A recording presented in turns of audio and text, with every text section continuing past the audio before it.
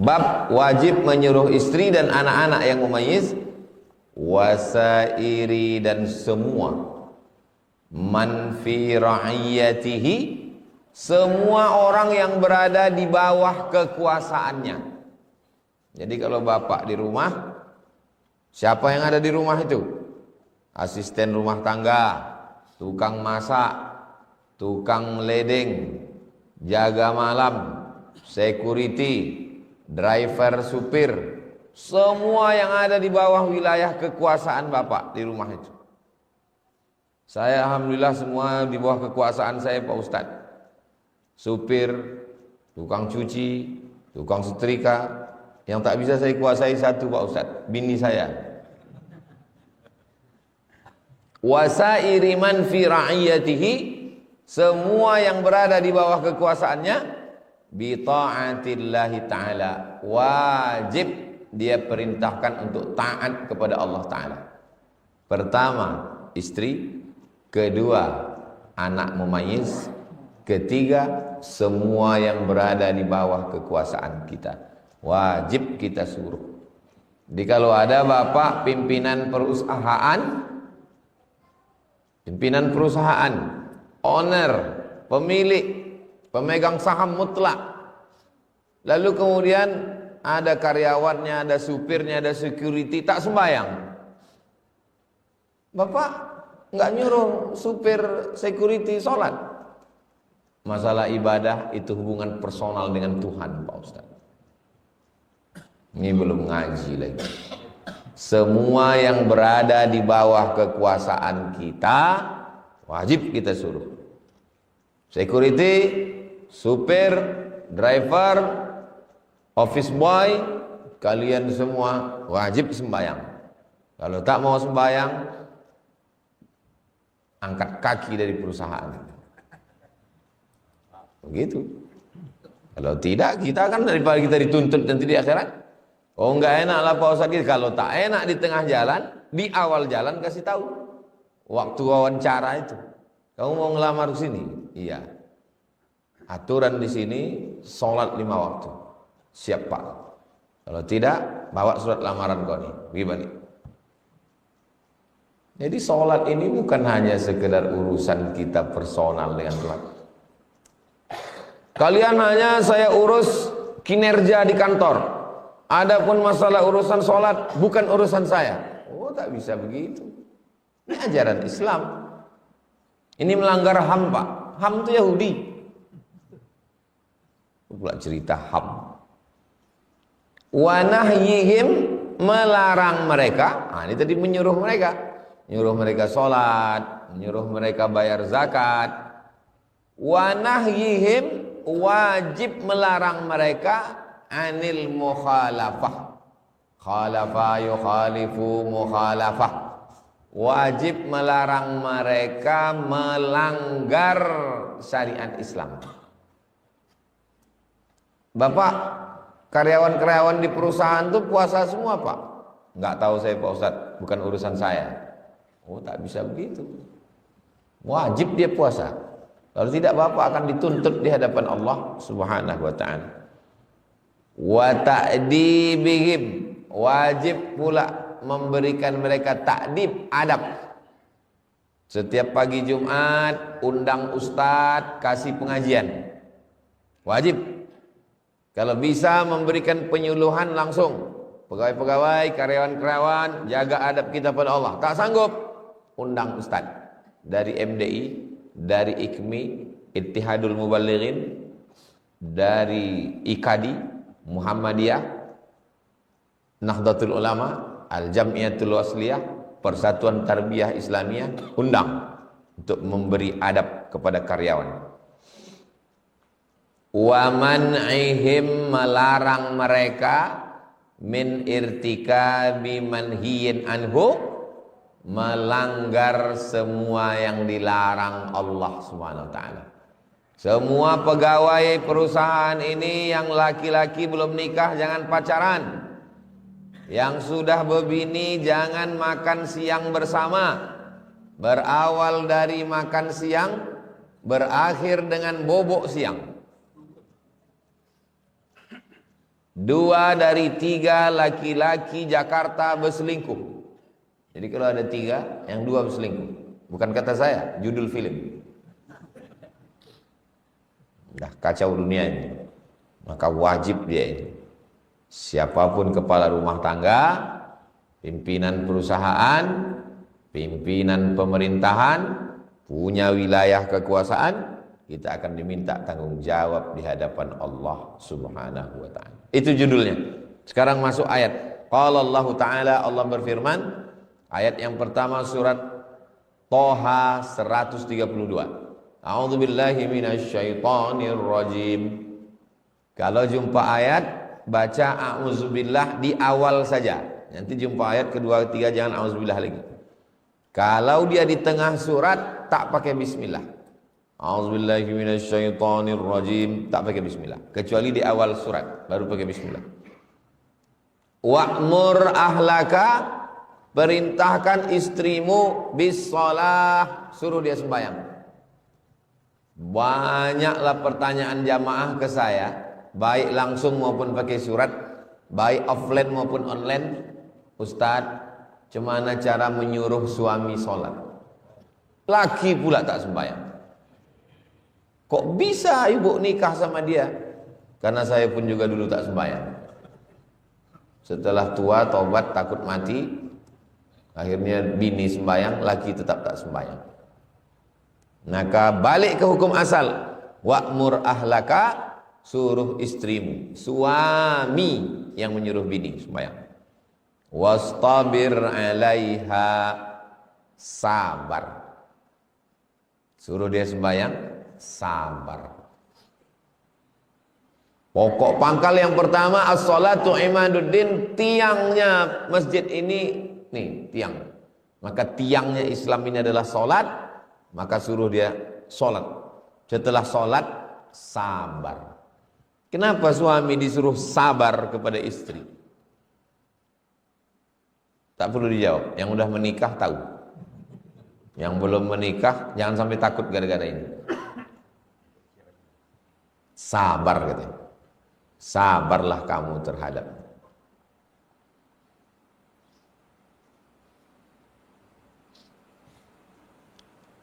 Perbedaan laki-laki sama perempuan ke tempat belanja. Laki-laki pergi ke pasar pagi, apa mau dicarinya? Mau beli ikan, beli dia ikan, balik. Kalau perempuan tak begitu. Pergi dia ke sana, pergi dia ke sini, pergi dia ke sini, balik dia, lupa dia beli ikan. Nah, itu maka disuruh wastabir 'alaiha. Kamu suruh sabar. Wastabir 'alaiha. Perempuan satu hari mesti mengeluarkan sekian puluh ratus ribu kata satu hari. Kalau tidak dikeluarkannya, stres dia. Itu maka disuruh wastabir 'alaiha. Mak, aku tengok takut kalian nikah. Wastabir 'alaiha. Wa qala ta'ala, kemudian Allah berfirman. Surat At-Tahrim ayat 6. Ya ayyuhalladzina amanu, hai orang beriman, qu anfusakum, jaga dirimu, wa ahlikum, dan istrimu. Diri dulu, jaga diri, habis itu wa ahlikum, dan istrimu, nara, dari api neraka. At-Tahrim ayat 6.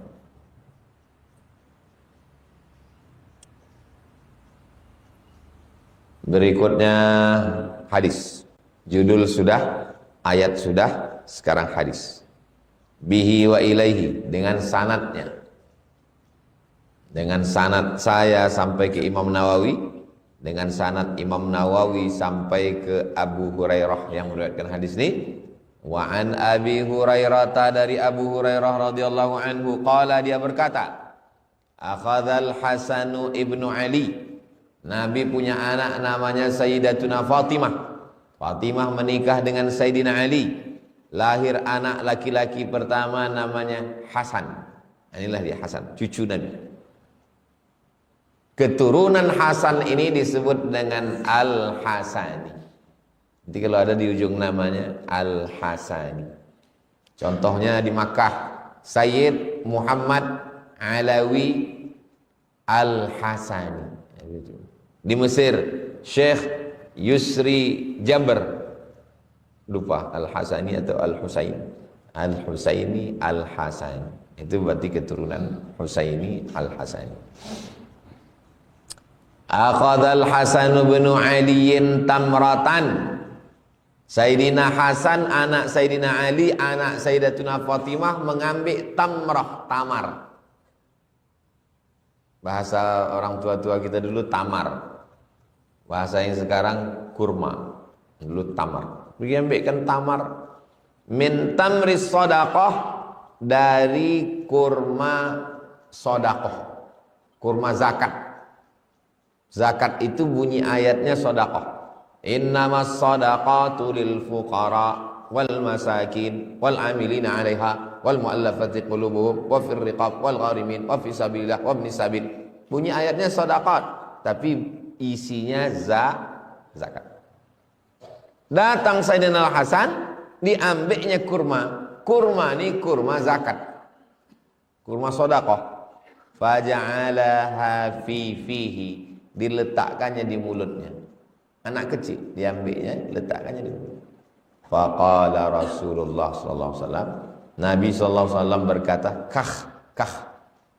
Kita kalau ada anak kecil makan yang kotor, jorok, makan tanah, makan rambut, apa kita? Nabi kata, kah kata. Irmi biha, keluarkan, lemparkan, keluarkan. Ama alimta, apakah engkau tak tahu cucuku? Apakah engkau tak tahu wahai Hasan? Anna la na'kulus sadaqah.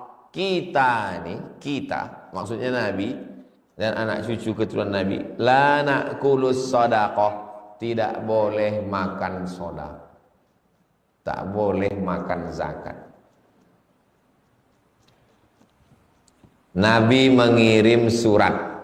Yang membawa surat ini namanya Hatib bin Abi Balta'ah. Tukang bawa surat Nabi namanya Hatib bin Abi Balta'ah. Dibawalah surat Nabi ini dari Madinah, menyeberang Laut Merah sampai ke Alexandria, Iskandaria, Mesir. Sampai di Mesir, diserahkanlah surat ini kepada paus. Di Mesir itu ada pausnya. Mereka Kristen Ortodok Timur, tidak ikut Vatikan. Mesir tak ikut Vatikan, dia punya paus sendiri. Waktu saya ke Mesir, nama pausnya Senoda, udah meninggal.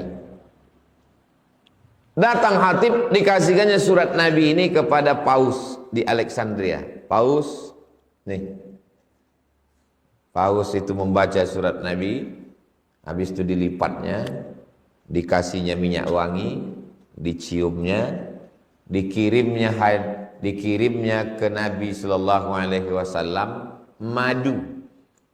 Ada satu provinsi di Mesir itu namanya Banha, produsen madu.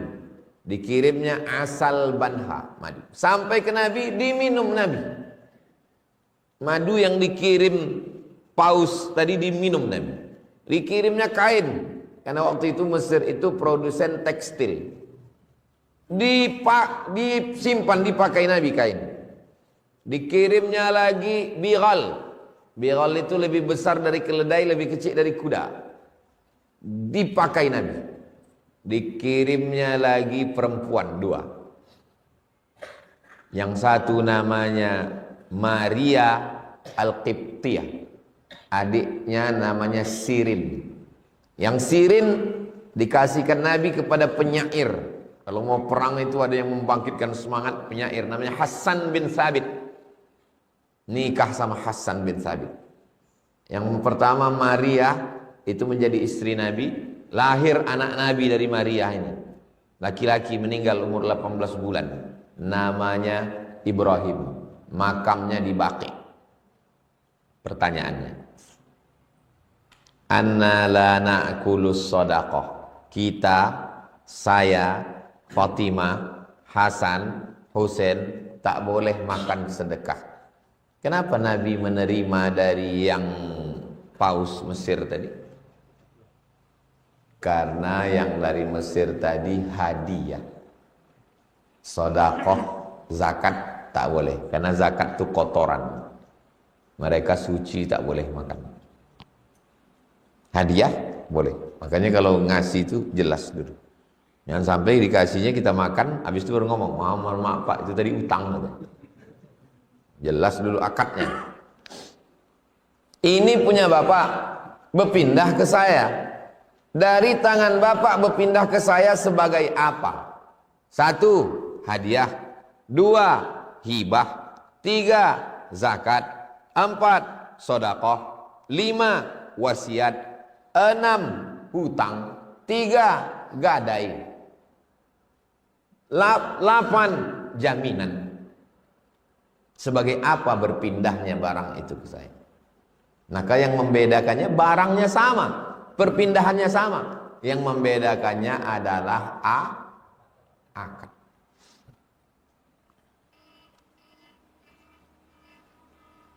Makanya akadnya mesti jelas.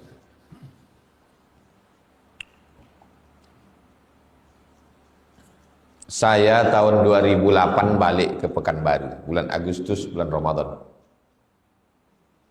2008 sekarang 2025, berarti sudah 17. Ini 17 Ramadan yang ke-17 saya nih di Riau, di Pekanbaru. 17 kali udah Ramadan. Balik 2008, 2009 diangkat sebagai tim sosialisasi Basnas Provinsi Riau. Kantornya di samping An-Nur. Suatu pagi, waktu kami sudah mau rapat, muncul masalah.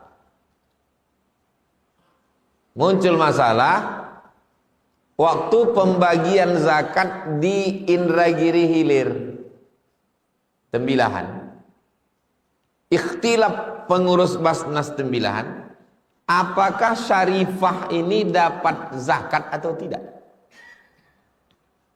Nah, ini Pak Ustadz sebagian ketua Basnas, sebagian orang Basnas mengatakan Syarifah ini tak dapat.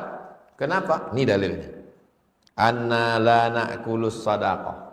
Kami tidak boleh makan sedekah. Kalau laki-laki dipanggil syarif, keturunan Nabi itu kalau laki-laki dipanggil syarif, kalau perempuan syarifah. Jadi semua laki-laki yang syarif ini keturunan Nabi, tanya dulu. Ada kawan kita namanya Syarif, tanya, kau keturunan Nabi? Iya. Nabi siapa? Nabi Adam, kita dapat zakat. Raja Riau ini Syarif, Sultan Syarif Kasim. Syarif di belakang nama itu menunjukkan dia keturunan Nabi. Kalau mau menengok keturunan Nabi itu 2 di belakang namanya. Pertama Sayyid, yang kedua Syarif, yang ketiga Habib. Habib hanya yang dari Yaman saja. Yang dari Mesir bukan Habib. Yang dari Maroko bukan Habib. Yang dari Irak bukan Habib. Habib Umar bin Abdurrahman, orang pertama yang dipanggil Habib dari Yaman. Nah, setelah itulah turun ke bawah Habib. Habib artinya yang dicintai dan yang mencintai. Tapi kalau dari Mesir, dari Irak, dari Maroko, dipangkal namanya Sayyid atau Syarif. Dari mana dalilnya? Ini memanggil keturunan Nabi ini Sayyid, ini bid'ah. Dari hadis Nabi. Innal Hasan wal Husain sayyida syababi ahlil jannah. Nabi yang ngasih nama itu. Sesungguhnya Hasan dan Husain adalah Sayyid. Maka kita memanggilnya Sayyidinal Hasan, Sayyidinal Husain. Inna fil jannati naran min laban li aliyin wa Husainin wa Hasan. Nah, itu pujian untuk ahli bait. Inna fil jannati, sesungguhnya di dalam surga itu nahran min laban. Ada nahran, sungai, min laban, yang airnya susu. Li aliyin wa Husainin wa Hasan. Jadi yang mengkhususkan Hasan dan Husain itu bukan kita, Nabi.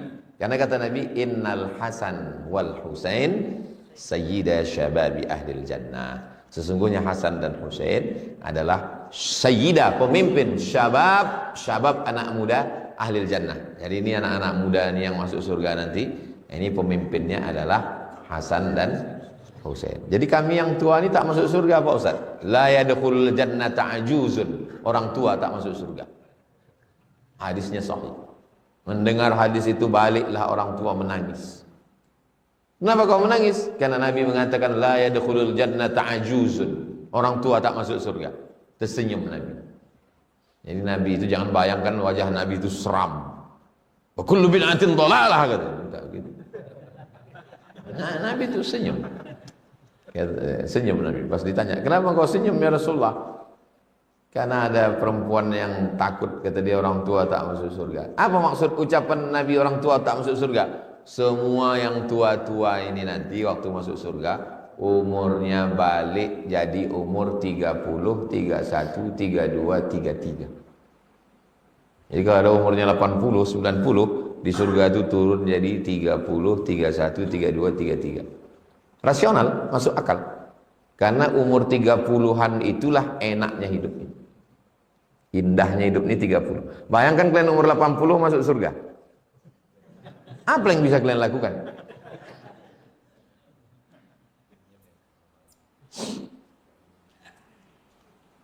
Hadis ini muttafaqun alaih. Disepakati atasnya. Maksud disepakati, sepakat Imam Bukhari, Imam Muslim memuat dalam kitab mereka. Ada dalam Sahih Bukhari, ada dalam Sahih Muslim. Jadi Pak Ustadz kalau datang nanti Sayyid, Syarif, Habib datang ke Basnas. Saya ini susah Pak, kasihlah saya zakat. Dikasih atau tak dikasih? Ikhtilaf. Maka waktu itu saya ditanya, "Cemana nih Ustaz Somad? Syarifah nih kita kasih atau tak kita kasih?" Tunggu dulu. Saya buatkan satu makalah. Supaya nanti kalau datang orang macam-macam kita punya bukti, kita kasih. Tunggu kasih saya waktu 2 hari. Saya tuliskanlah makalah. Bahwa Nabi, keluarga Nabi, keturunan Nabi tidak dikasih zakat, dalilnya ini. La na'kulus shadaqah. Kenapa mereka tidak dikasih zakat? Karena mereka sudah dapat khumus. Khamsah 5. Khumus 1/5. Dari mana 1/5 itu? Dari rampasan perang. Wa'lamu annama ghanimtum min syai'in. Ketahuilah kalau kamu dapat ghanimah, harta rampasan perang, fa inna lillahi khumusahu walirrasul. Allah dan Rasul dapat 1/5. Misalnya perang kita, kemudian kita dapat 1 miliar. 1/5 dari 1 miliar 200 juta. Maka untuk Sayyid 200 juta. Tapi karena sekarang tidak lagi ada ghanimah, maka Sayyid, Syarif, Syarifah tetap dapat zakat. Akhirnya Basnas memutuskan Syarifah tetap dikasih zakat karena tidak lagi dapat khumus sekarang. Jelas? Mana tahu nanti terjadi konflik di ini kan udah mau dekat ini. Datang Sayyid, datang Syarif, datang Syarifah di kota antum masing-masing. Pas pulang ke kampung, bingung. Antum jawab, sebetulnya mereka tidak dapat. Karena Nabi mengatakan la na'kulus shadaqah. Kenapa mereka tak dapat? Karena sudah dapat khumus 1/5 dari rampasan perang. Tapi karena sekarang tak lagi ada ghanimah, tak ada khumus, maka balik ke hukum asal, mereka tetap dapat zakat. Akhirnya kata ketua Basnas, "Kau ajalah jadi anggota Basnas." Kau tahu, yang lain ini tukang timbang ajalah katanya. Wa fi riwayatin, dalam riwayat lain. Tengok hebatnya hafalan Imam Nawawi. Ternyata hadisnya satu tapi bunyi teksnya bisa banyak. Wa fi riwayatin, dalam riwayat lain apa bunyinya? Anna la tahillu. Anna, kita ini wahai Hasan, la tahillu, tak halal. Tak halal berarti haram. La tahillu lana, tidak halal bagi kita sedekah. tidak halal bagi kita sedekah. Tak halal bagi kita mengambil zakat ini, wahai Hasan. Sayyidina Hasan meninggal diracun, temakan racun. Datang Husain bertanya, sebutkan nama orangnya Abang Hasan, biar ku pancung kepalanya. Kata Hasan, sudah ku maafkan. Hasan sama Husain yang lembut Hasan, Husain keras. Husain dijanjikan oleh pasukan Yazid anak Muawiyah berdamai. Datanglah dia membawa keluarga dari Madinah sampai di Karbala, dipanah mereka, dibunuh mereka, meninggal Sayyidina Husain. Waktu dia mau berangkat itu, datanglah Abdullah bin Umar ngasih tahu, jangan pergi Husain, ada firasat mereka, aku khawatir nanti terjadi. Kata Husain, tidak, pantang. Nah, jadi Husain ini orangnya antara Sayyidina Hasan dan Sayyidina Husain, dua-duanya syahid. Yang satu syahid kena racun, yang satu syahid dibunuh.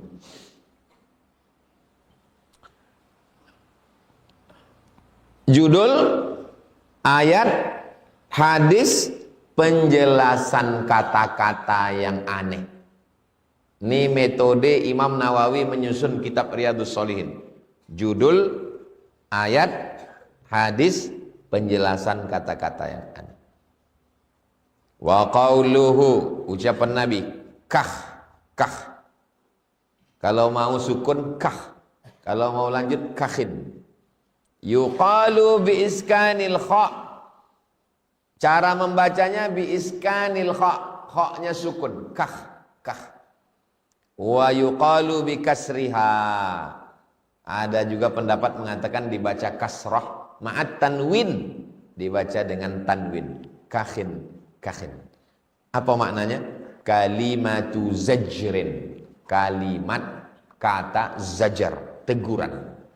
Lis-sabiyi, untuk anak kecil, anil mustaqdarat, anak kecil supaya jangan makan kotor. Wa kana al-Hasanu sabiyya, waktu itu Sayyidina Al-Hasan ini sabi, anak kecil. Ada hadis Nabi melarang Hasan makan kurma. Ada Nabi hadis menggendong Hasan Husain, dipeluknya, yang satu diciumnya, satu diciumnya. Ada Nabi lama sujud, rupanya cucunya naik ke tengkuknya. Ada hadis Nabi sedang khutbah, turun Nabi ke bawah. Ini mimbar Nabi, ini kamar Nabi dengan Aisyah. Belakang itu kamar Fatimah dengan Ali. Jadi kalau antum sampai ke Raudhah, amin. Ini Raudhah, ke depan mimbar Nabi, mihrab Nabi, dinding rumah Nabi. Pas yang sini itu kamar Nabi dengan Aisyah. Yang belakangnya itu masih dalam satu rumah itu yang sekarang jadi rumah. Yang belakang itu kamar Ali dengan Fatimah. Nah, di halaman itulah Hasan sama Husain tuh berkelahi, rebut-rebutan kain, bertarik-tarikan. Turun Nabi dari mimbar, turun melerai cucunya itu, antarkannya ke rumah, lalu naik lagi Nabi ke atas mimbar. Itu dalil khotib tuh boleh turun ke belakang untuk menyentikkan telinga anak-anak yang ribut di belakang. Apa kali kau tak batal khutbah. Tak boleh keras kepada anak-anak, dilembutkan sapu kepalanya. Apa makna hadis Nabi?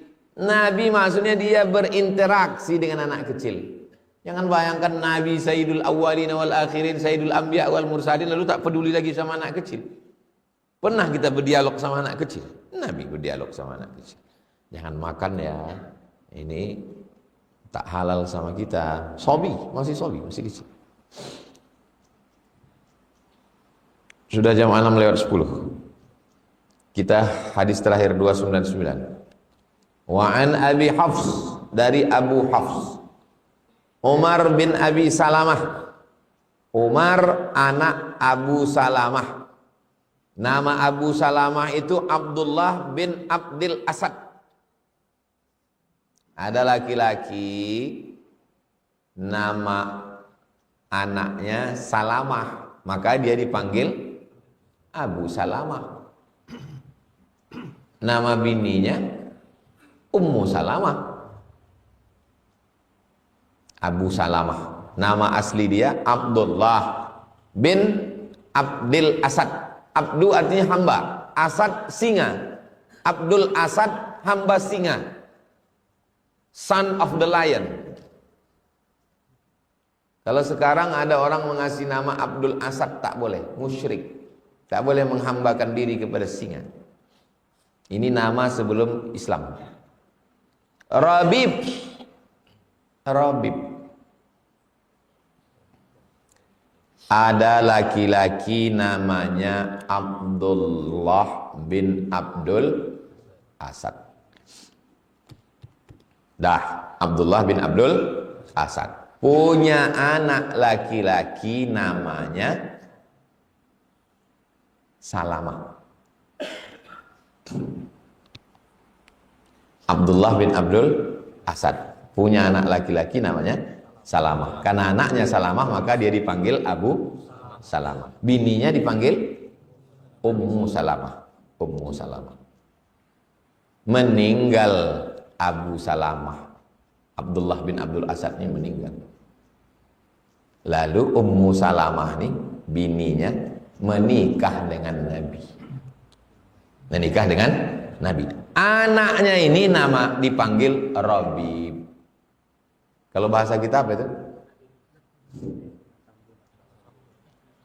Dulu anak tiri, sekarang bahasa lembut, anak sambung.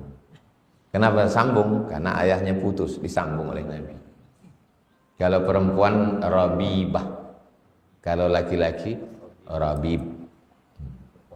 Jelas? Ada laki-laki namanya Abdullah bin Abdul Asad, punya anak laki-laki namanya Salamah, maka dia dipanggil Abu Salamah. Nama bininya Ummu Salamah.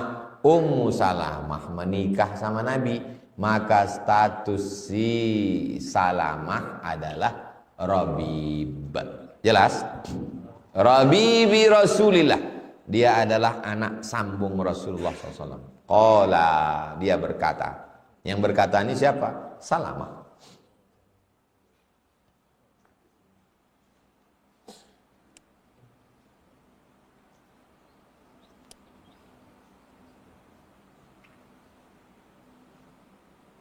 Umar bin Abi Salamah berkata, kuntu ghulaman,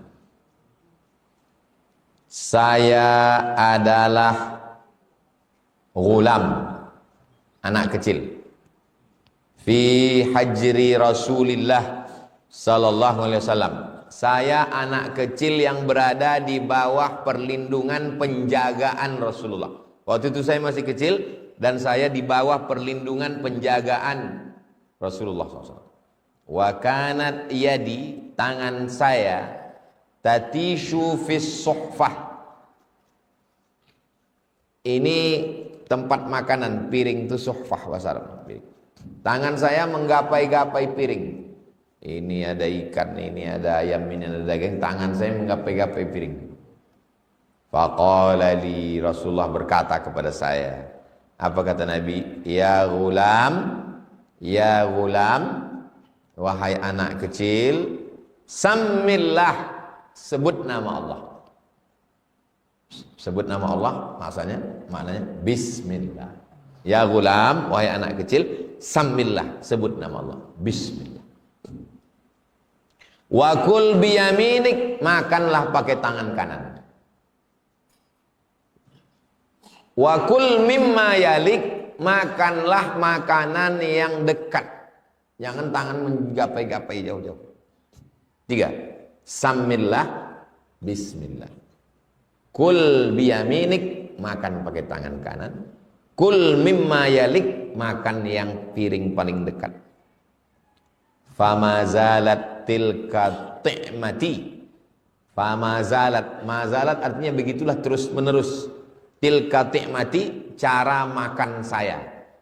Sebelum itu cara makan saya tak betul. Setelah Nabi kasih tahu, fama zalat, begitulah terus menerus. Tilka ti'mati, cara makan saya. Ba'du, setelah kejadian itu.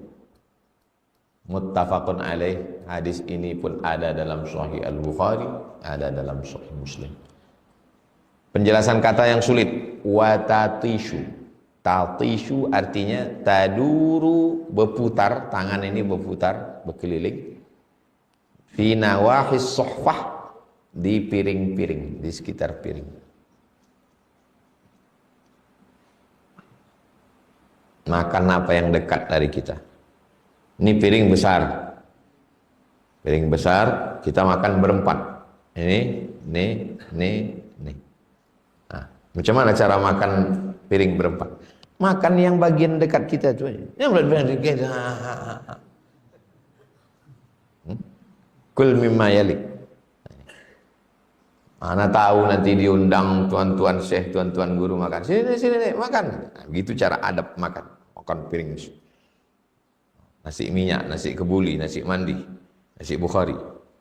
Nah, kul mimma yalik, makan yang dekat-dekat. Nah, pas bagian kita dekat sambal belacan. Makanya yang meletakkan lauk itu pun mesti ngaji hadis juga. Kalau yang mengkaji hadis hanya yang makan, yang di dapur tak ngaji, ya inilah efeknya. Maka dia waktu meletakkan itu, letakkan dulu nasi. Habis nasi, sambal tuh gini kan keliling. Pembagian ayam sama daging juga merata keliling. Habis itu timun-timunnya, acarnya.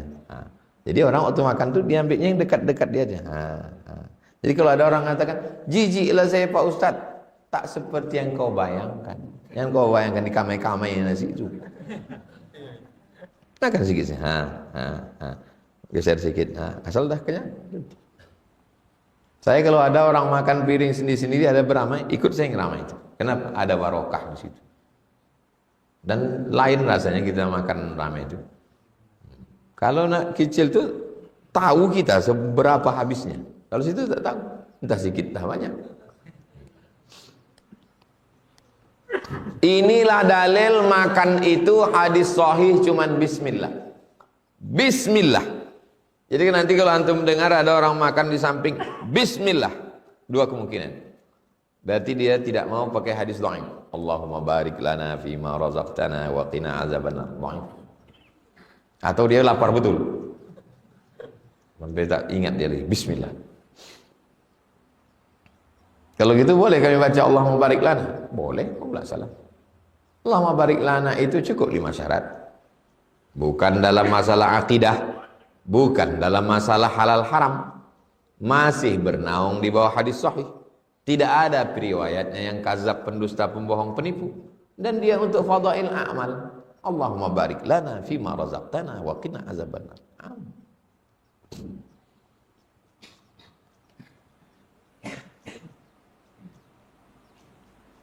Itulah kaji kita pada kesempatan ini.